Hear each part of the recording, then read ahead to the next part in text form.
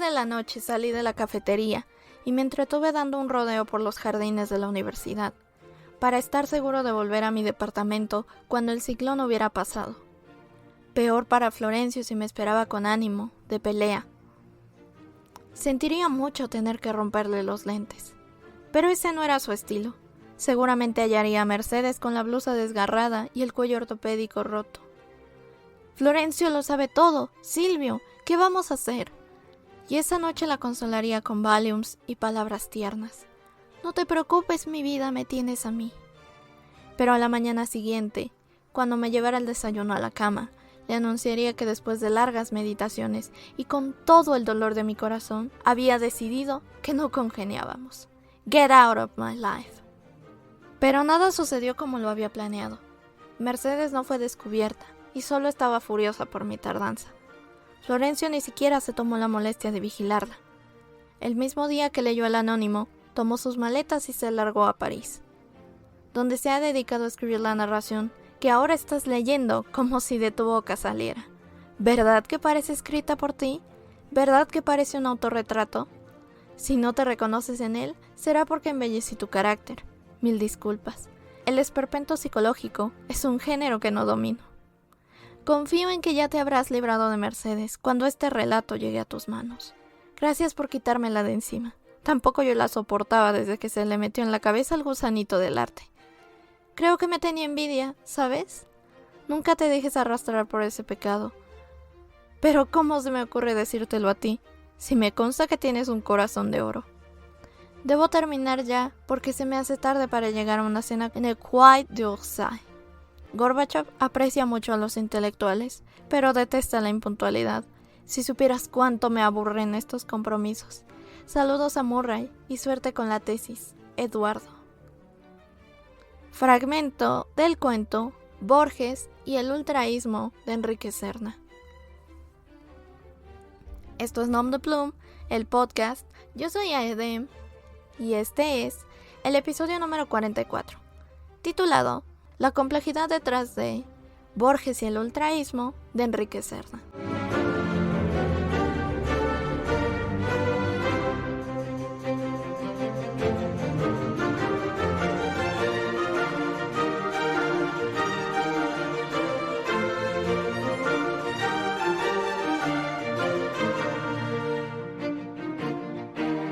Bueno, pues en el episodio de hoy se me ocurrió que podría ser, como ya les he dicho en varias ocasiones, siempre es muy interesante ver los cuentos de algunos autores porque algunos tienen cuentos que son más interesantes que sus novelas. La crítica en general apoya esto en cuanto a Enrique Serna, que los cuentos de Enrique Serna son mucho más valiosos que sus novelas. Creo que publicó una o dos, no estoy completamente segura. Pero siempre se le aplaude muchísimo más sus cuentos. A mí en lo personal me gustan más sus cuentos. Hay otros autores con los que comparto esta misma opinión, que me gustan más sus cuentos que sus novelas. Y creo que es muy importante también tener en cuenta que un cuento no por ser corto deja de ser complejo. Hay cuentos que son una bomba en cuanto a temáticas, en cuanto a estilos, en cuanto a juegos literarios, lo cual me parece asombroso y digno de admirar. Y tal como esos casos, yo diría que en esta categoría entra el cuento de Borges y el ultraísmo de Enrique Serna. En general creo que los cuentos de Enrique Serna son muy particulares.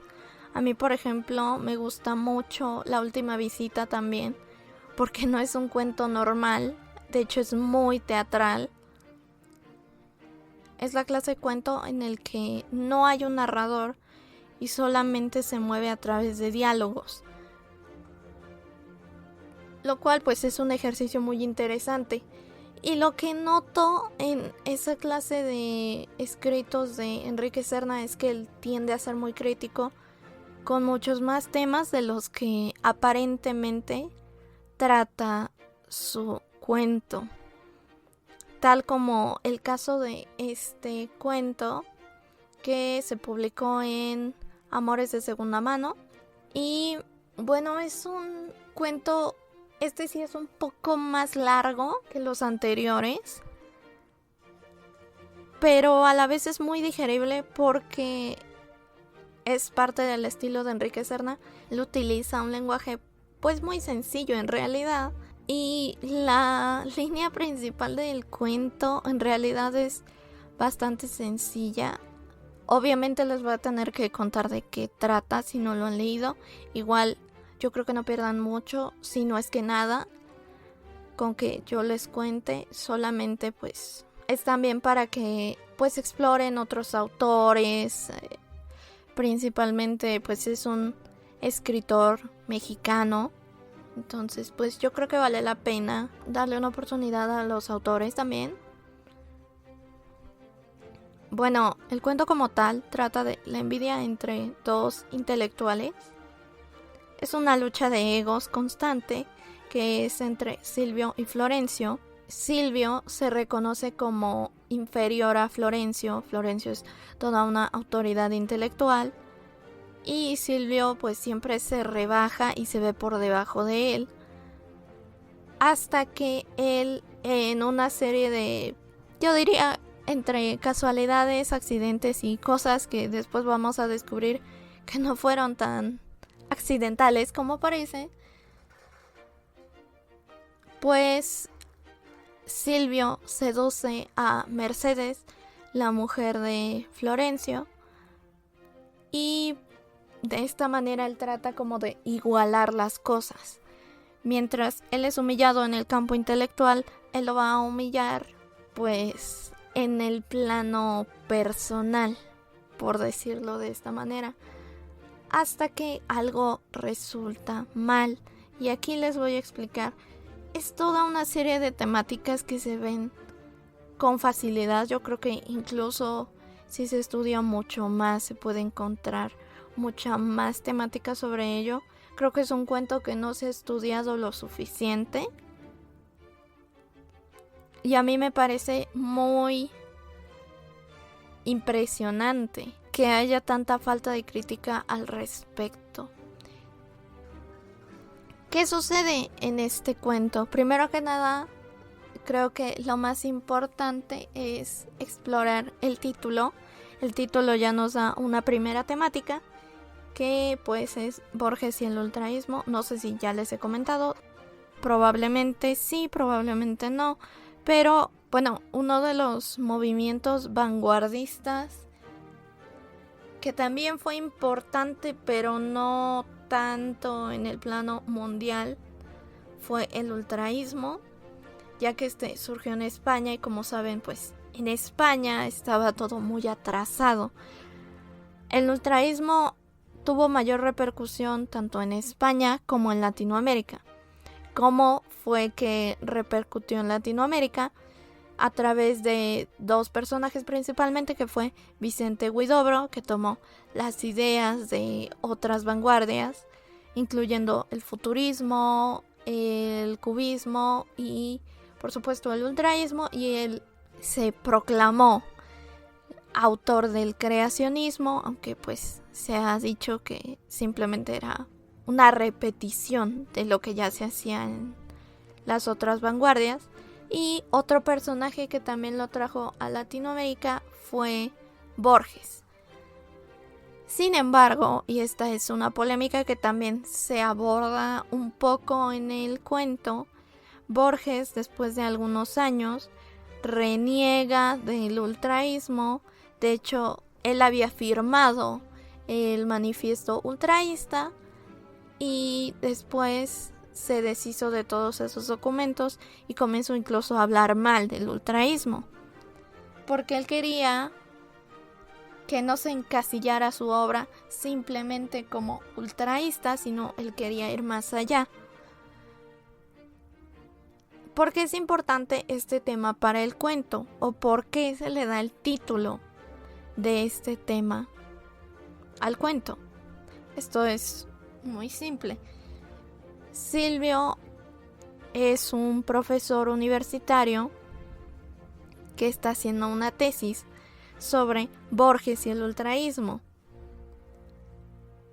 Tema que Florencio Durán, que es pues su enemigo en esta historia, le parece pues un tema absurdo y que no tiene lugar a donde ir, lo cual hace que Silvio pues se sienta mal por el trabajo que está realizando y que de hecho a él ni siquiera le gusta. Hay un momento en el que dice que este tema ni siquiera le interesa, pero no quería competir con los otros borgianos, es decir, a los que se dedican al estudio de Borges, que pues se dedican un poco más a sus cuentos y su obra como tal que a su relación con el ultraísmo. De hecho, esto es real. El tema de Borges y su relación con el ultraísmo, de hecho, está muy poco estudiado y pues a mí sí se me hace un tema interesante. Siento que más que otra cosa, el personaje de Silvio se maneja por el criterio de que Florencio Durán pues tiene más autoridad para decir esa clase de cosas, y si a él le parece absurdo, entonces seguramente es absurdo. Lo cual también pues me parece que es una crítica a las constantes repeticiones temáticas que se hace en el mundo de la crítica literaria. Y este punto, esta burla que tiene Florencio Durán hacia Silvio, va a detonar todo lo demás. Así es como inicia el cuento. De hecho, es in medias res, es decir, en medio de la cuestión. Cuando inicia el cuento, él está recibiendo las burlas de Florencio Durán sobre su próxima tesis. Otra cosa que hace el cuento es hablar, por ejemplo, de la temática del campo intelectual y el campo cultural también.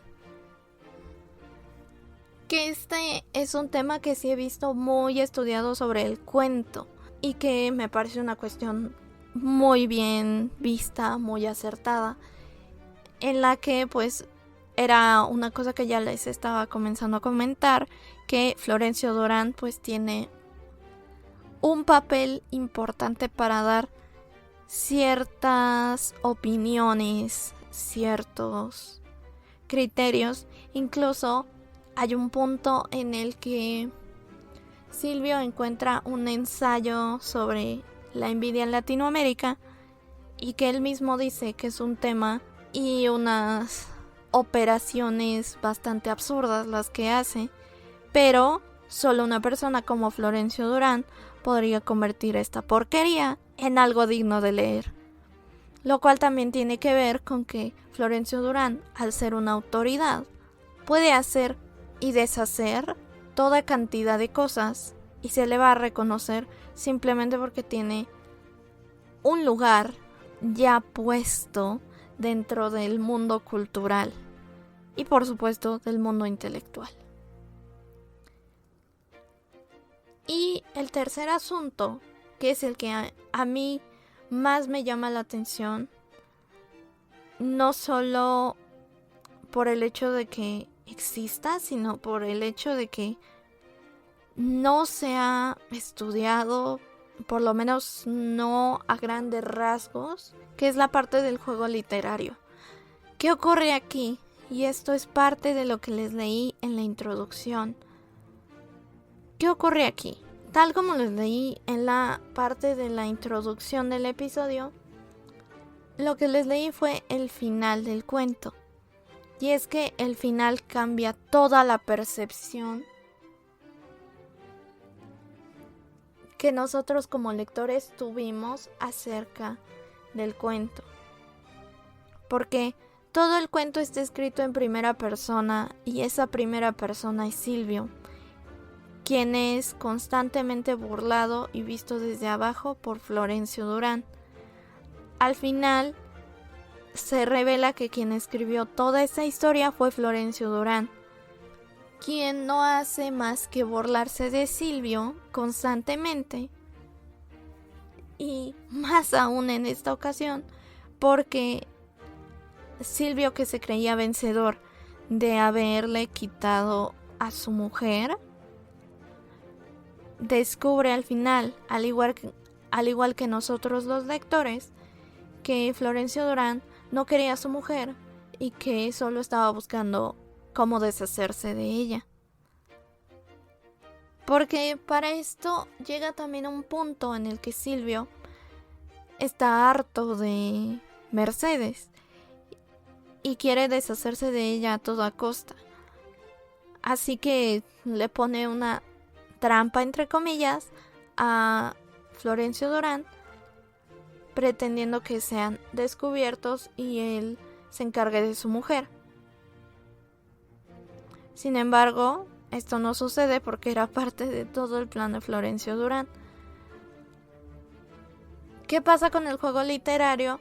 Precisamente eso. El cuento te engaña todo el tiempo. Nunca te deja una sola pista que revele que no es Silvio quien está escribiendo, sino que Silvio sería un personaje y además sería una marioneta de Florencio Durán. Es decir, Silvio no se ve a sí mismo, o por lo menos no podemos decir que se ve a sí mismo por debajo de Florencio Durán. Sin embargo, Florencio Durán sí ve a Silvio por debajo de sí mismo y es así como lo construye. Es de este modo que el autor ficcional, podríamos decirlo así, Florencio Durán, construye y reconstruye a todos los personajes de su mundo literario. Y los lectores somos víctimas, al igual que Silvio, del engaño.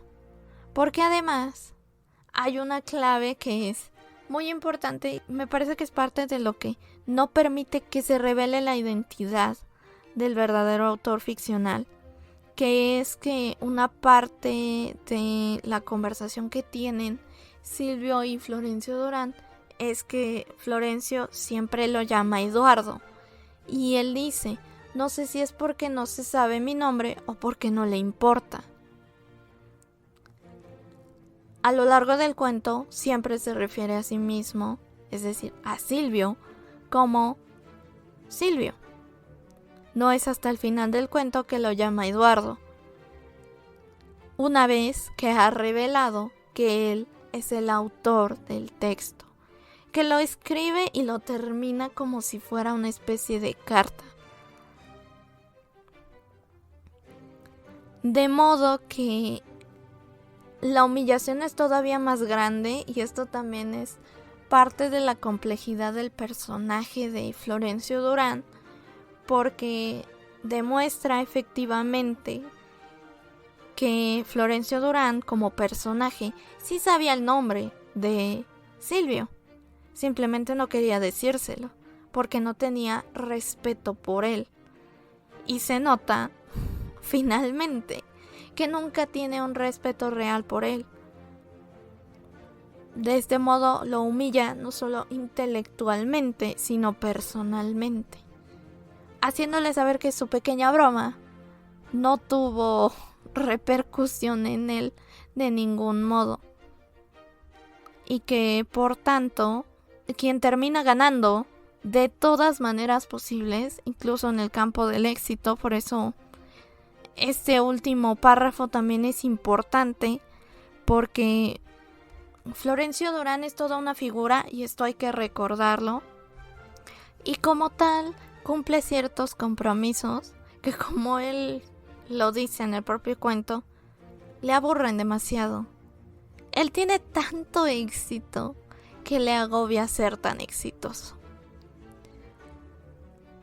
Otra cosa que no quiero dejar fuera, que tiene mucho que ver con esto, es que entonces el cuento se maneja, podríamos decir, por varios niveles de lecturas. Está el nivel 1, que es el de Enrique Serna como autor del cuento Borges y el ultraísmo. El nivel 2, que es Silvio como autor ficcional del cuento Borges y el ultraísmo como construcción Y el tercer nivel, que es Florencio Durán como autor ficcional que encarna un falso Silvio. Y en este nivel ficcional, Silvio es lector al igual que nosotros los lectores. Es una cuestión que se me hace muy compleja y por eso me sorprende que no tenga mayor estudio esta cuestión. Me parece que es muy complejo y también muy interesante. Y del mismo modo, pues a mí me parece que es un cuento que vale muchísimo la pena. Como les digo, la historia es bastante simple. La complejidad temática es mucho mayor de lo que parece. Y creo que este cuento da para muchísimo. Creo que se ha dejado olvidado un par de cosas en cuanto a que la crítica no le ha puesto tanta atención. Pero pues a mí me gustaría saber qué opinan ustedes, si ya leyeron este cuento, si les gustaría leerlo. Déjenmelo en los comentarios. Si están en YouTube, los leemos desde ahí. Si están en cualquier otro lado, los podemos leer por Facebook como Nom de Plume, por Twitter como @aedem_lead, o también nos pueden escribir por el correo electrónico que es nomdeplume.lead@gmail.com. Gracias por escucharnos una semana más. Y recuerden que este es el episodio número 44. Cuando lleguemos al 50 vamos a cerrar temporada una vez más. Vamos a descansar 4 semanas y después de eso vamos a regresar nuevamente con la tercera temporada. Gracias por escucharnos cada semana. Esperamos seguir contando con ustedes para esta próxima temporada, que igual va a tener nuevos temas, nuevos libros, nuevas historias y por supuesto nuevos invitados, que yo sé que son episodios que a ustedes les gustan mucho. Pero por lo pronto eso es todo. Voy a estarles recordando que vamos a terminar temporada, pero por lo pronto esto ha sido todo por el episodio de hoy. Esto fue Nom de Plume, el podcast. Yo soy Aedem, recordándote que si haces lo que amas, no sentirás que trabajas. Hasta la próxima.